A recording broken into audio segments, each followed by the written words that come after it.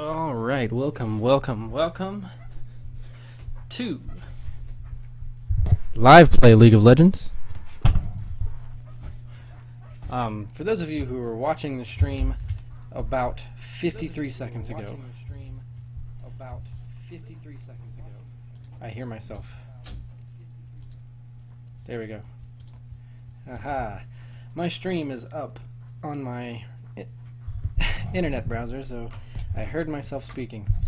It's kind of a strange phenomena.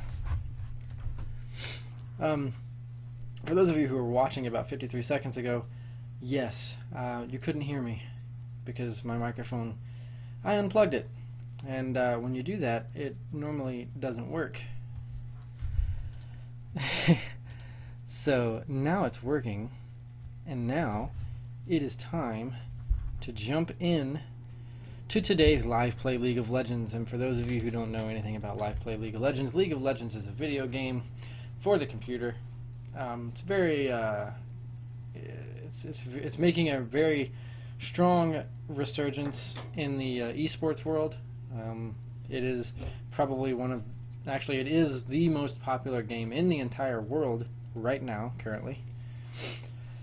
It's got more subscribers and more players, active players, than World of Warcraft. So those are just a few stats about League of Legends.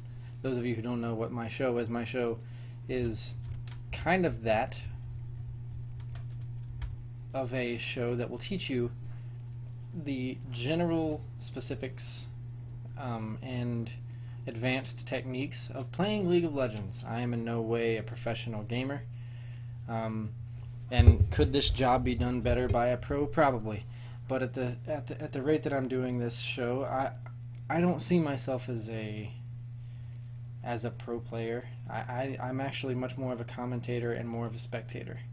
I enjoy watching it. I play it, don't get me wrong, but I enjoy watching it more than I play it, more than I enjoy playing it. And that being said, I also see things that even the pro players probably don't see often. When I watch a professional match, I can spot the different nuances of the match, and I can tell you exactly what you should or shouldn't have done. Things like that. I'm a pretty good spectator when it comes to that right of mind. So, what I do is I teach you how to play by watching games. And speaking of watching games, we're going to jump into this game with Tryndamere. Yes. Yes. And today's episode is So You Think You're Ahead? Well, think again. And I like to call it that for a couple of reasons, but we'll get into specifics as to why it's called that here in just a minute. I want to know why Welcome to Summoner's I don't Rift. have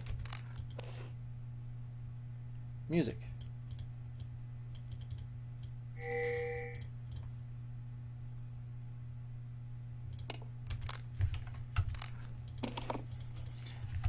Guys, give me just a minute. I don't have music for the game, and I don't know why. So I'm going to reload it so that I have music, because that is annoying. If you've never played League of Legends, you would know, or if you've ever played League of Legends, you would know that it is very important to be able to hear that music, because in the sound in specific, you always want to have your sound very, very high. Now that we're out of game and I can talk about such things like that, you want to have your sound fairly high, because if you cannot hear pings and things like that, you're going to lose. It's part of being a team player.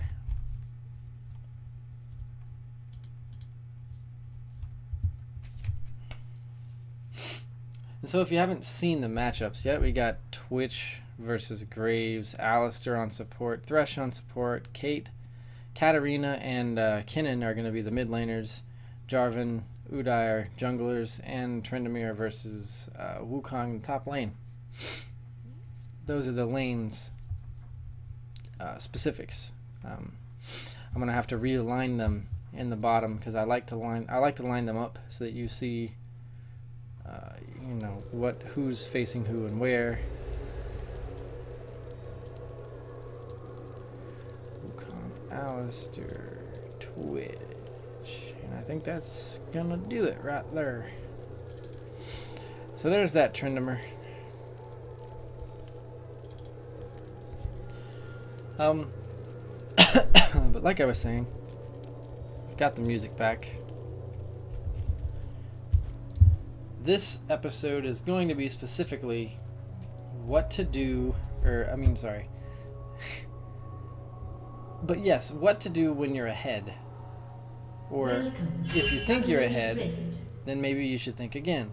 Those kinds of things. So I'm going to speed up until we get to where I want to be in the 30 game. seconds until minions I'm looking for the laning phase. Minions have spawned. We're in the jungling phase right now. We're going to take out the shit that's very, very loud.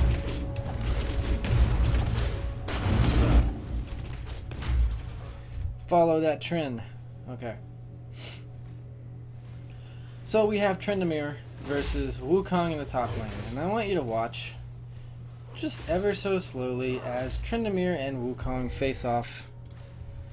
And it's a pretty standard Russian, I don't know why I said Russian battle. I was going to say rush battle. They're both trying to CS very heavily. They want their CS. You'll notice that Wukong is doing some little pokey things to get a little bit more damage onto Trin. Trin with that heal should be fine. Trin also has potions. If you didn't look at the shop, he does have those potions. And that poke is going down quite hard, and you'll notice that just now, potion is burned. Tryndamere trying to stay alive, getting his CS, trying to make sure that he's keeping up with the times. And now, this is a perfect episode and a perfect character to talk about this on, because it's one of those things where, as this character in specific, he's one of those characters who you just think because you're him, you're going to be ahead. Tryndamere is one of those characters you always think you're ahead, even if you're not. So you'll see that Trin is going to come through, he's going to throw the chicken down and get a little bit of poke in here, and he's going to take a little bit more damage. Trin is actually getting hurt more than Wukong. Wukong does do more damage than Tryndamere does at the low levels. That's something that I should try to tell you guys is, yes, Trin is less powerful than Wukong. Trin is less powerful than most top laners. The reason is because of the heal. And you'll notice down here in the bottom that we have Udyr waiting for a gank, but he's actually not going to stay there because Tryndamere pushes. And Tryndamere is saying, "Oh, look, my bots are pushing. My bots are ahead. That must mean, well, wait a minute, that must mean I'm ahead." And so Trin goes in for the kill. Trin's going to put that damage down. He's going to throw that heal. Oh, and he's going to get a little bit of damage on Wukong there. Wukong playing a little safe. He's going back to his turret. Now, this is the recall. I'm going to let you know that Trin does recall here. And this is probably his best move so far. It was nice to get that push in. I'm going to tell you a move that I dislike. It's this one right here. He's actually sitting here for a longer time because what he's going to do is teleport. And so it's taking him a little bit of time to, there you go. Now he's got it. He also purchased, which his purchasing took a lot longer than it should have, by the way. You want to be in the shop for maybe about 5 seconds at tops, if at all possible. So we're going to come back and we're going to get that CS. You'll notice that Wukong at this point in time, because of the free CS he got at turret, has hit his level 6. As a player, you need to be wary. There's a reason that they show you these stats on camera. You can see that he's level 6. It doesn't hide that. Wukong can see that he's level 5. It doesn't hide that. You really need to watch those sorts of things, because this means at this current point in time that this Wukong is very much farther ahead of you. And if we look at the gold, we can see that, yes, total Wukong is much farther ahead. More gold, more everything. You notice that Tryndamere only has about 117, was it? 117 gold in his pocket because he spent the rest of it. But 1554 on the right side for Wukong. More, much more. The CS difference is there. You can see that it's just a little bit more, but that's all that it takes sometimes. Notice that this is where it happens. Oh, the chicken comes down. Oh, he gets it in. Oh, the heal. Oh, and he backs up. Now, all of this stuff that's happening right now, I'm just letting you know. I'm giving you warning. All of this stuff this stuff that's happening, all of it points in the direction that Tryndamere is farther ahead of his counterpart Wukong, and it's just not true. He just now pulled ahead.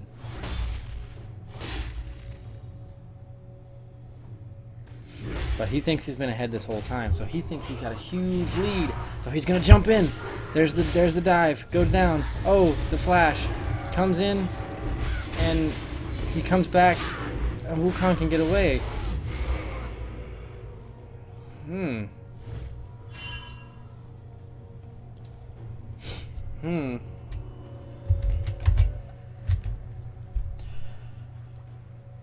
So what happened? Tryndamere assumed that because of the fact that he was doing more damage, that he could dive a Wukong on his turret. Now, I don't know if he's never played a Wukong, but you should know that Wukong's abilities, one of them gives him the ability to disappear for a slight amount of time and reappear somewhere else. And you can attack the other person, but it's not actually him. And so, like, what you've got now is a situation where just enough time will pass for 2 turret shots to hit him, Tryndamere, I mean. So that if I'm Tryndamere, I'm thinking if he does disappear, then that means 2 turret shots will hit me if I dive this turret for sure. Will I be able to take that? That's what I need to be asking myself. And the question... not the question, but the reality of it is no. At level 6, you cannot take really 2 turret shots and think you're going to survive, because that Wukong will come back at you. And I would come back at you. That Wukong knew he was going to be able to get a kill there. Even if he died, he knew he was going to get a kill. Granted, it's okay because it's not the First Blood. Even though First Blood did go to purple already. That's not the point. The point is knowing that you're going to die is something that you should know. If you know that you're going to die, you should never dive. And it's something that I've tried to tell many of people. I hate it when I see people walk in, kill somebody, get killed by a turret, and then say that that was worth it. It's not. It's absolutely not. The only way the only way that it would be worth it is if, when you got that kill, he was on a 3-person kill streak. If he's on a 3-person kill streak, then you get more gold for killing him, on top of the gold that you get for getting the kill to begin with, which I think is like, what, 200, 150, 200, somewhere around there. And then you get an extra, like, what, 267 or something like that bonus. And then if he's got 4, you get like 350, 380. And then if he has 5, you get like 500. You get more gold depending on how many kills he's had or what type of kill streak he's on. So, the only time it's worth it is if that's the case. Well, this Tryndamere knows, even if he did get a kill, he already knows that letting him get the other kill is just going to put him farther ahead. It's going to give him more gold. You never want to dive a turret where you know you're going to die. And sometimes you don't even want to dive a turret getting a kill like that. Even if they have a gold bonus, then you're going to get it. You just don't ever want to die. Ever. Any professional would tell you the same thing. You never want to die. Yes, okay, if they have a kill streak and you go in and get bonus gold for killing them and then you die, then yes, you did do something that was much worth it. But this is the beginning of the game. There's only been one other kill, and we know it wasn't on Wukong. Wukong was not the one who got the kill, so we know for a fact he has not got the gold. So diving that turret was one of those situations where, like, it just makes me want to say, why? Why did you do that? I see a flaw in your plan. I see a flaw in your plan. So, we'll come back to this top lane. And Wukong is smart. He will get out. He got a kill. He's got extra gold. Now, we're going to look at this gold lead. Ooh, he's up by about 150 now. Almost 200.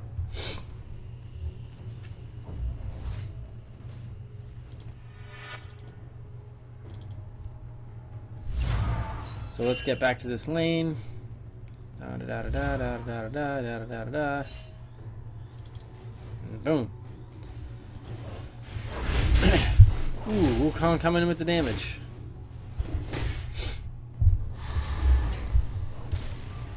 It's worth it to note that at this point in time, Wukong has purchased armor, and the only thing that Trin has is the extra 3 gold per second per 10 seconds, and 2 gold upon killing enemy units. He's gotten 79 extra gold off of that, which is great, and he's got a attack speed dagger. The longsword is going to give Wukong the extra damage, plus the Ninja Tabi. I don't know why I'm yawning so much. I'm so sorry. The Ninja Tabi is going to give him the extra armor that he needs to stop Trin's more powerful attacks. As a player, Trin knows this because he just now ran into Wukong, so he sees his items. It's very important during game to check your opponent's items constantly, especially who you're laning against early game. You want to watch what they build. You want to counter build, if at all possible. I know that sometimes you just cannot counter build, and that it's very hard to do sometimes, but you just want to try.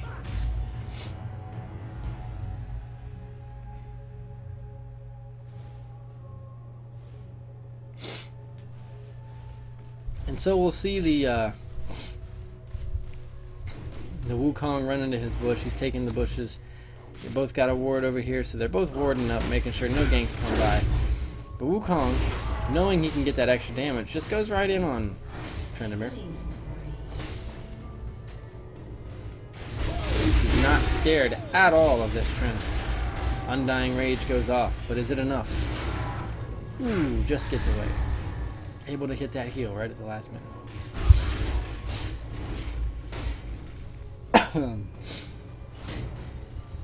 Making sure he gets that 44 gold for that giant minion. So important. Early game, so important to CS.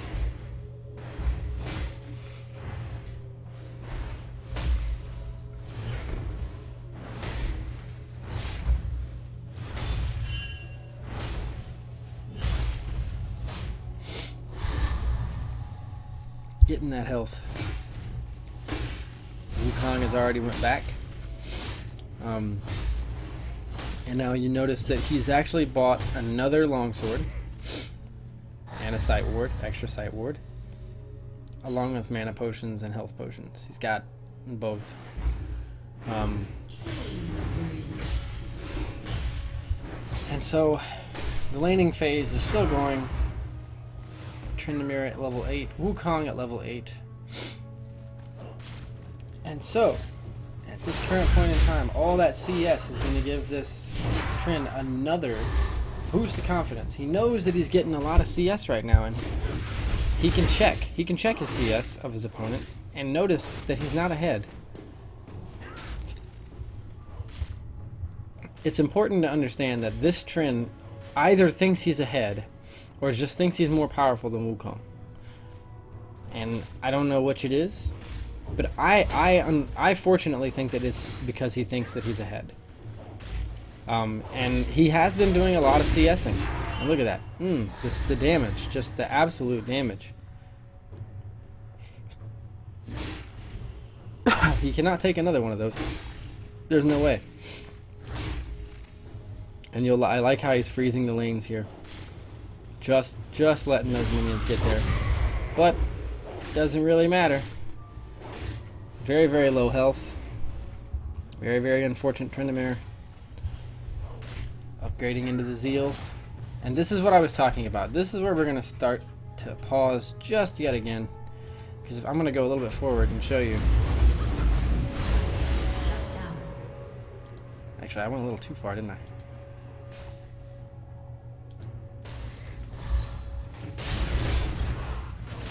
Back to where we were at. I will get there.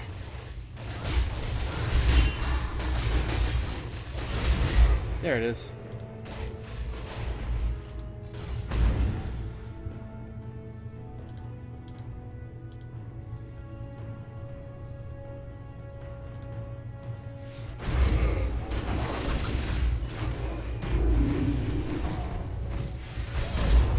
Wukong goes right back onto that Udyr, man. Just tearing him up in this top lane. Alright, now, it is important to notice what is going on inside this Tryndamere's head. Ugh, he's focused solely on attack speed. He's gotten the Zeal. He's got the Avarice Blade, the critical chance as well, sorry. And the extra movement speed that he gets from the Zeal. But it is totally hard countered right now by the Ninja Tabi. If we look at Wukong, we'll see that Wukong has 132 attack, right? And 96 armor.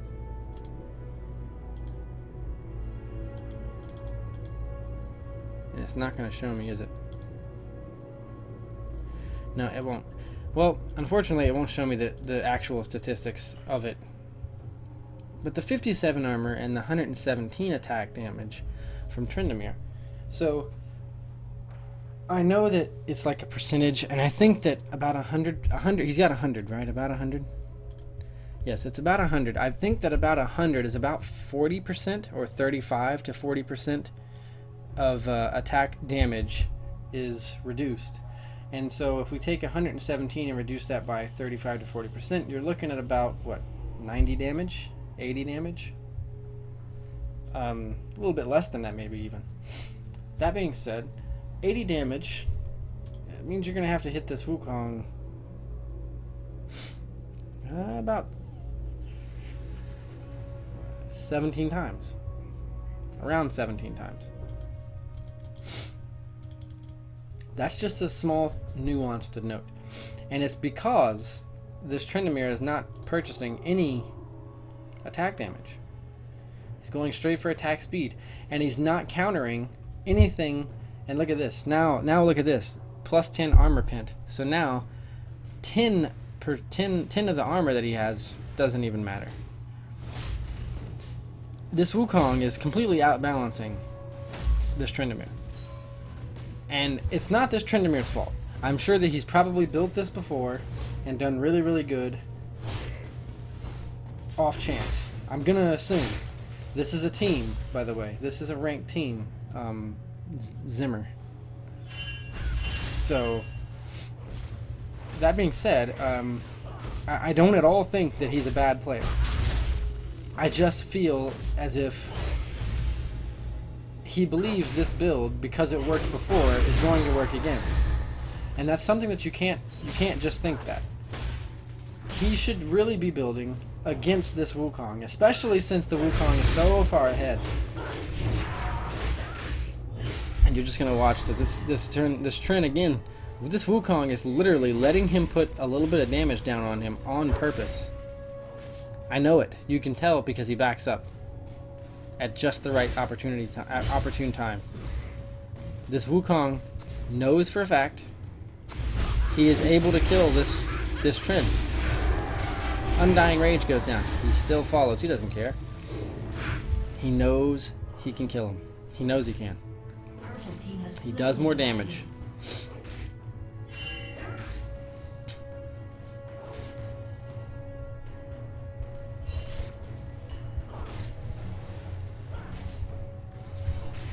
laning phase keeps going.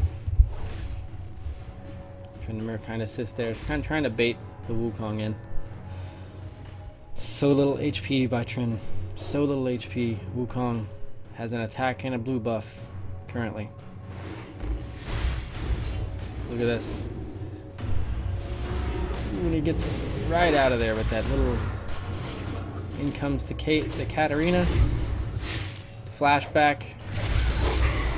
Nice play. Beautiful play.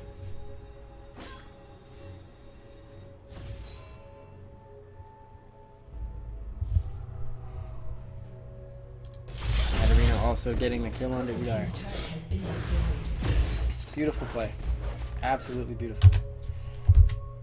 And so now we're at this point in time where literally this Trin is kind of wading hopelessly into dead waters. He doesn't realize it yet, but he will eventually. And if he doesn't realize it now, he should very soon anyway. It's the thing about being a laner that you just have to kind of see and kind of understand. The ADC characters are really the only characters that can lane and not worry about what they build. Most ADCs go the same build. Who needs to worry? It's the thing. Here it is. This is a little bit of genius moment for everybody. There are 3 people who have to worry about what they build because it will help them sustain in lane. It's not the ADC. Who is it? Your support. Your support builds items that let you sustain in lane. Things like, you know, the Emblem of Valor, which gives you extra armor. It gives your team armor. And things like the Bulwark, which gives you also armor and magic resist. The Runic Bulwark. Things like that. Those are the people who have to worry about lanes. Who else has to worry about lanes? The mid laner. The mid laner has to counter build just like any other, just like the support character. The support character has to counter build what the other support's playing, and the support characters just have to worry about what they build for their ADC, so that their ADC can focus on getting themselves a Bloodthirster, the Infinity Edge, the Phantom Dancer, the Last Whisperer, the things that a ADC needs in order to work late game. And the top laner is the same. You want to counter build, especially if you're behind. So many people, I see so many people when they play online that want to just, oh, I'm behind, so I need to get more damage. I need it now. I need to get it quickly. No, you don't. What you need to do is you need to counter what the hell he's building so that you can fight him still. If you let me explain what's going on here, because this is a better way to put it. Assume that he gets a kill on you and he builds attack damage. If you build attack damage, he's still ahead of you because he got a kill on you. Not only does he have attack damage, he has levels. You have to understand that there are still base stats that raise when you get a level. So he's still going to be ahead of you even if you build damage. Doesn't matter if you don't. What you should build is armor. So let's say you get killed. You die in the lane. Oh shoot, now what do I do? Well, he built a longsword. I think I should probably get a longsword too. No. Cloth armor. That is exactly what you should get. If he builds a longsword, you build cloth armor. The next time you get a kill, then you build your attack damage, and he has to counter build you. That's how the game is played. You counter each other until you even it out. If you don't even it out, what you're letting him do is get farther ahead. You can build the same exact thing he does, but you're not going to get it when he gets it. He's going to get it farther ahead of you, and he's going to beat you longer. And on top of that, like I said, you're not going to be able to ever match his power because of the fact that not only does he get the 10 damage from the longsword, he also has his base stats that are raising because he's a higher level than you. If you don't understand that, then I don't know how else to explain it to you. It's a very simple concept. I'm not at all saying, like I said, that this Tryndamere is, because he's not. I guarantee you, if we look at his past, I haven't but if we did, you would see a Tryndamere game where he built that exact build path and did great. Probably completely destroyed. Probably played so good that he got like 13, 14 kills, only 6 deaths, maybe 30 assists. He probably did great. I wouldn't put it past him. Because that is what people do. It's so hot in this room. I'm very sorry.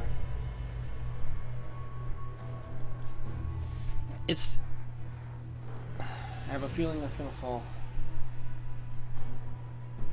Anyway. People put too much judgment on trying to overbuild their opponent rather than just countering their opponent. And I'm not gonna lie, I do it all the time. When I play a game, I always accidentally just say, you know, oh, I need to go attack damage. He's got more attack damage than me. I need more attack damage. I gotta get it now. I don't. There are some times where I say, you know, I'm not counter building. I don't do it all the time, but when I do it, I realize I play better. It's very easy, and this is why I'm saying it's very simple and very easy to just be like, oh, I need attack damage because he's got more damage than me. I need to do more damage or I'm not going to be able to beat him. It's very easy. Happens all the time. It's like seeing a character who has like 30 HP and you run past like 5 turrets just to get to him because you want to kill him so badly, and then you die by a turret and you're like, why did I chase him? It happens to everyone. It's you have to. The players that stop themselves from doing those kinds of things, those are the players that are good. So that's really what separates the good from the bad, is what you do when and why and where. And so obviously I'm done with this game. I can tell you that purple from there on out completely rolls and stomps that blue team. It was not even close. They kept getting further and further behind. That Tryndamere kept getting further and further behind, still building the same build that he was trying to build the entire time. He did not once try to get any type of cloth armor or anything, or to stop and protect himself from what was going on. And he just got rolled. So I hope you understand a little bit more about counter building rather than push building, because there is a difference. There is a time to build push and there's a time to counter, and that was a time to counter, and it's just something that's a player. You have to try and find out when you actually are ahead, and if you think you're ahead, always just think again. Go over it in your mind for just a minute and say, okay, am I really ahead in this situation, or maybe should I try something else because this isn't working? After you die 4 times, obviously something is not working. You need to rebuild. You need to rethink your strategy. Go for something different, maybe.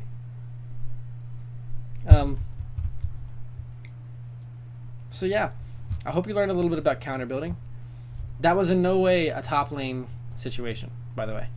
I only used the top lane. It's not. This isn't an episode about only top laners. This works for mid lane. This works for ADC. This works for support. This works for your jungle. It works for everybody on your team. Counter build. It's how you win games. So don't take this like, oh, this is only a top laner's job. This is not a top lane episode. This is strictly a counter building episode to help you understand the ideology behind counter building and why it works and why you should do it with every game that you play, especially if you're behind. Especially if you're behind. So I hope you enjoyed. I hope you enjoyed my show. That will be it for today. I will try to have another show very soon, and thanks to you guys for watching. It's been a pleasure. Live Play League out. I'll see you next time, guys.